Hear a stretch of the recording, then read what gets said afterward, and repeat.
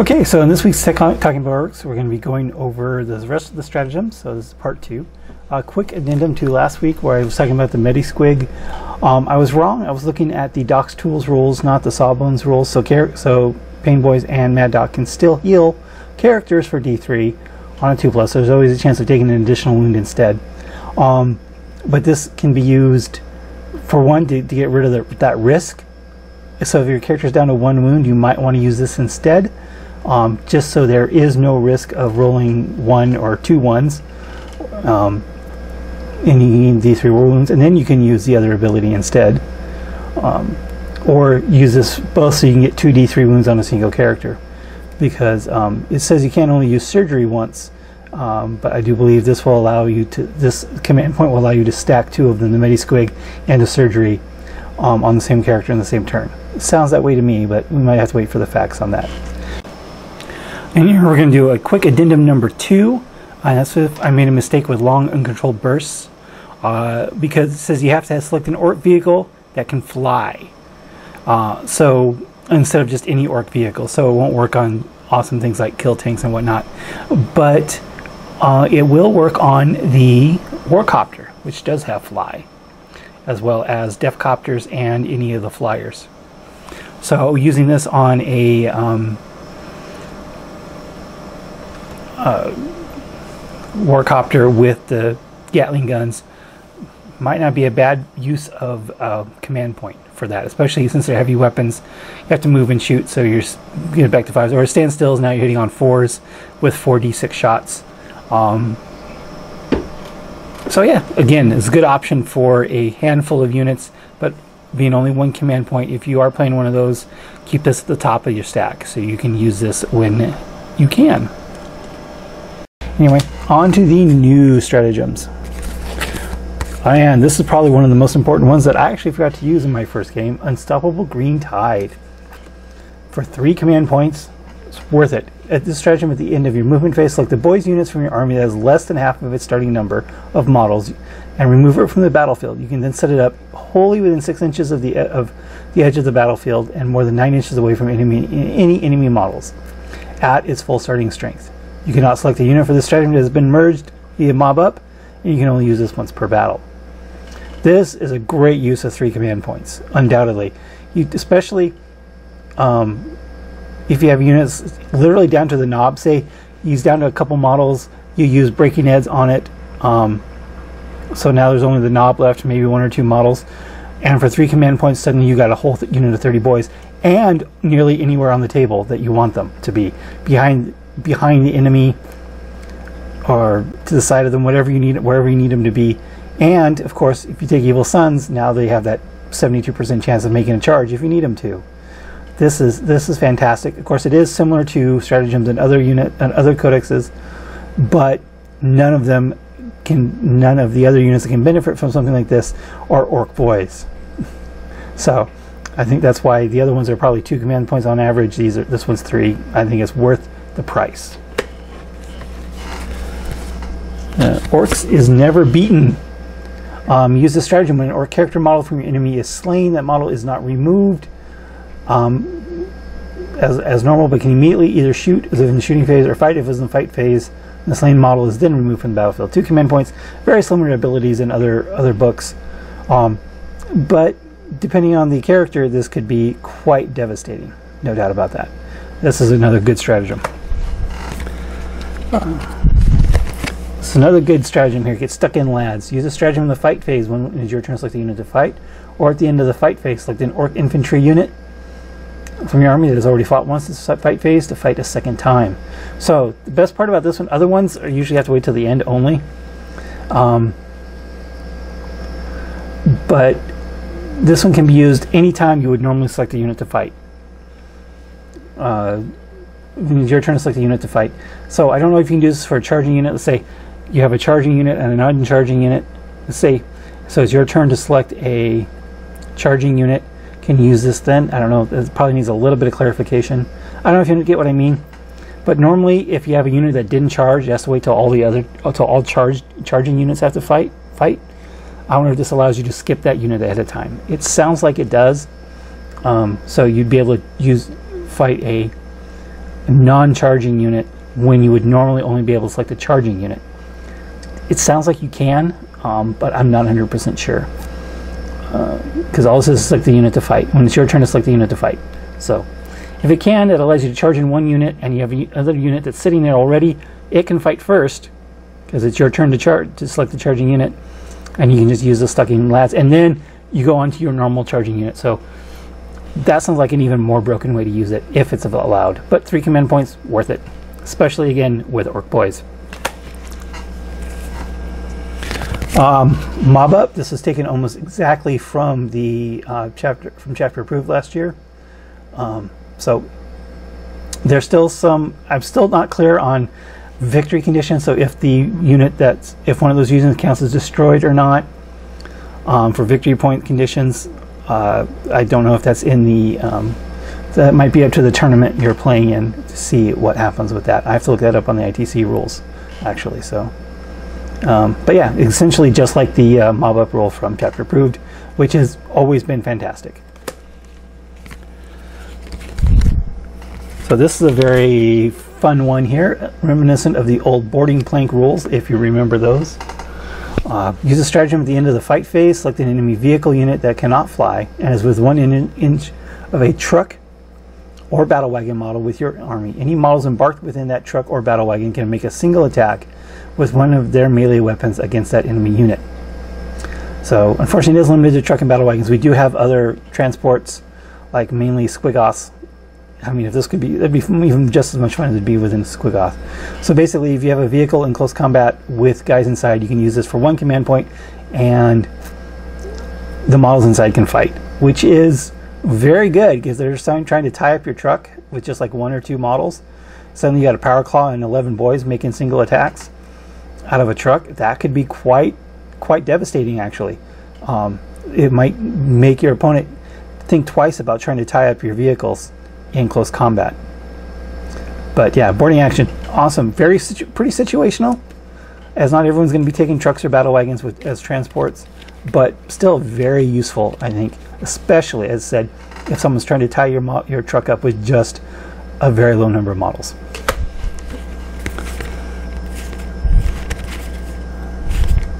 Okay, so this is the last one here before we get into clan-specific ones, but this is a unit-specific one. So, Snag a Grapple. When this stratagem, when a Death Killer War Trike in your army, model from your army falls back in the movement phase. Before the model moves, select an enemy unit within 1 inch on D6 on 2+, that enemy unit suffers D3 mortal wounds. And if you have Blood Axes where they can fall back and still recharge, this is pretty good. I gotta admit, this is pretty good. But still, you just want to fall back, especially if something's on 1 or 2 wounds. Instead of waiting for the fight phase, you can go ahead and actually even Evil Stuns with the Warlord trait. Yeah, there we go, where they can fall back and still charge.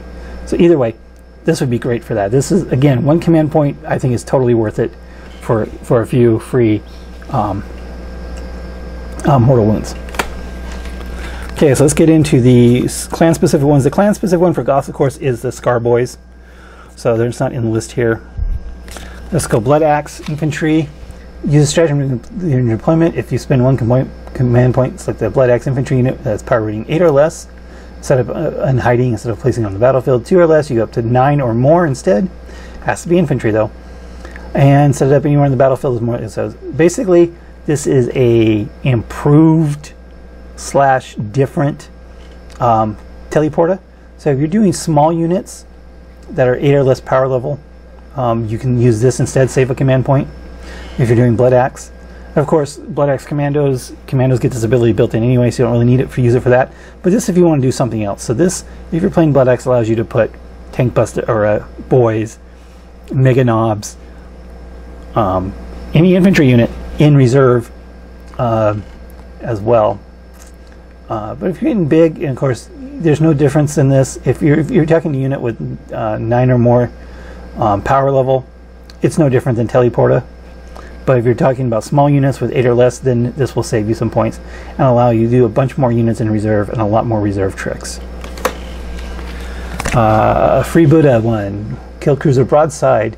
Use this stratagem at the start of your shooting phase, like the D3 points on the battlefield, each more than 9 inches away from the others and visible to a freebooter's unit on your army. Roll a d6 for each unit, friend or foe, within 3 inches of those points. Subtract 1 if it's a character. On a 5+, that unit is d3 mortal wounds, and you can only use this once per battle. So this is basically the orbital bombardment. Very similar to that for Space Marines, except you can do d3 during the game. So this would almost and certainly be a first turn use, where you can just take some chunks of d3, especially if they're all bunched up, where you can take a chunk of mortal wounds off of a bunch of models, bunch of units, all at once for just 3 command points. So I would definitely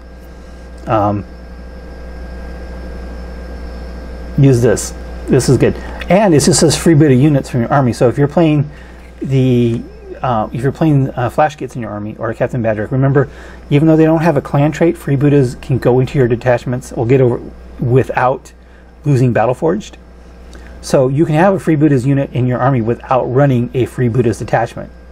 So if you just have 5 flash kits in your army, you can use this. And as said, if you roll a 3, that's 3 points. That's a lot of mortal wounds you can be dishing out, for sure, against a bunch of different units. So it could definitely be worth it if you're running any flash kits at all. Let's see, what do we have here? Death Skulls. Use a stratagem at the start of any phase. Select the Death Skulls unit from your army. You can reroll wounds for attacks made by that unit against enemy vehicle units until the end of phase. Again, this just screams Tank Bustas or Ludas. Rerolling wounds is huge. I think rolling huge is as important, if not more, than rerolling to hits, because especially like Tank Busters, where you're firing something against a toughness 8, it's not hard to fail horribly on the wounding. I've done it many times, but you have to run some Death Skulls for this. But again, it's just Death Skulls Tank Busters aren't too bad, because then you can use this, and they're going to have that 6-up invul save, and they're going to get the 1 additional reroll on the, well, I guess if you're rolling bomb squigs, they would get that 1 reroll for the bomb squig damage too. So Death Skulls Tank Busters are not a bad idea. In fact, Death Skulls just in general are very utilitarian. I think their culture adds a lot to a lot of units. Not as much as other units. Like, say, obviously Bad Moon's Dakajets are amazing, but a Bad Moon's or Death Skull's Dakajet would now have a 6-up invul save and still get a reroll to a wound and a hit, instead of just once. So while Bad Moons might be superior, Death Skulls are still good, and I think that's where Death Skulls are going to be, is not the best option for any unit, but very good for every unit, if you know what I mean. Anyway, Stratagem, Ludas, Tank Busters, Death Skulls, amazing. That's where I think Death Skulls are going to be. Anyway, Monster Hunters, this is your Snakebite one. Use a stratagem at any phase. Select an enemy model with a wound characteristic of 10 or more, vehicles or monsters. Add 1 to wound rolls for attacks made by Snakebite units from this army that target that model until the end of the phase. Not bad. Not bad at all. Again, good for Tank Busters, Ludas, or even boys. Very good stratagem.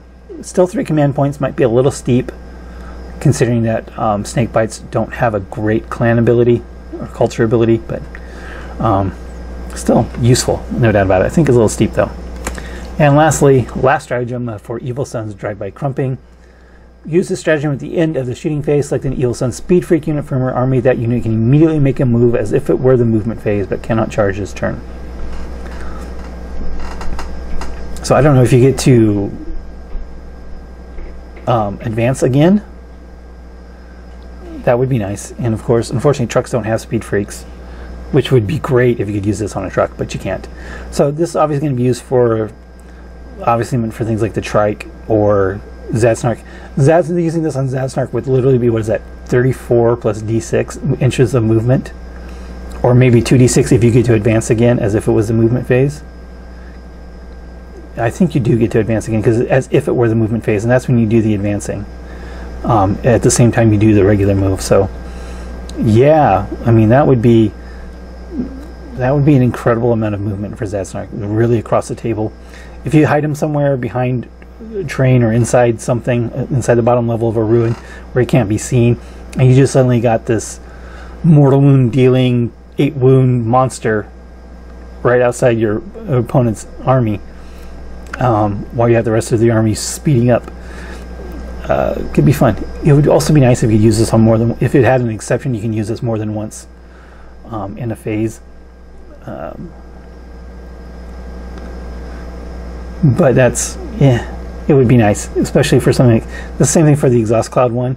It needs to be more than once. They really do. Let's see, the exhaust cloud run, whatever. Billowing exhaust clouds, yeah. These two need to be more than once per phase. They need an exception to the standard stratagem rules, because you're not going to have one unit that needs to be saved over everything else. That's not the way Orks work. So I think that's one little bit of a miss there. But again, I still think the exhaust cloud should just be a rule for war bikes. They are just -1 to hit in the shooting phase period. You don't need to, and then other speed for units could use this stratagem to gain the same benefit. But that's my opinion. I think bikes losing exhaust cloud is bad, but we'll get to that when we get to the individual units. So yeah, that's the stratagems for Orks. Most of them are incredibly amazing, and you are going to use command points like mad. So taking 2 battalions with grots and minimum HQs is going to be something you'll probably want to think about doing, because there are just so many good stratagems here that you want to use all the time. Every single one of these, you pretty much almost every one of these you're going to be using at some time during some game in some situation, and because there's really nothing to complain about. I mean, there are a few little, as I said, there's a few little quips here and there about not being able to use exhaust cloud being on a stratagem instead of a rule. A couple of them are overpriced. A couple of them are probably underpriced. A couple of them are unclear and need some clarification in the fact. But other than that, the Ork stratagems, every single one of them, pretty much useful, playable, and some of them are just absolutely incredibly borderline broken. So that's it for this episode of Talking About Orks. Talk to you later. Thank you for watching this episode of Talking About Orks. Please subscribe and hit the bell button for notifications for new Talking About Orks videos every Wednesday, new battle reports every Friday, and hobby videos whenever I can. Thanks for watching.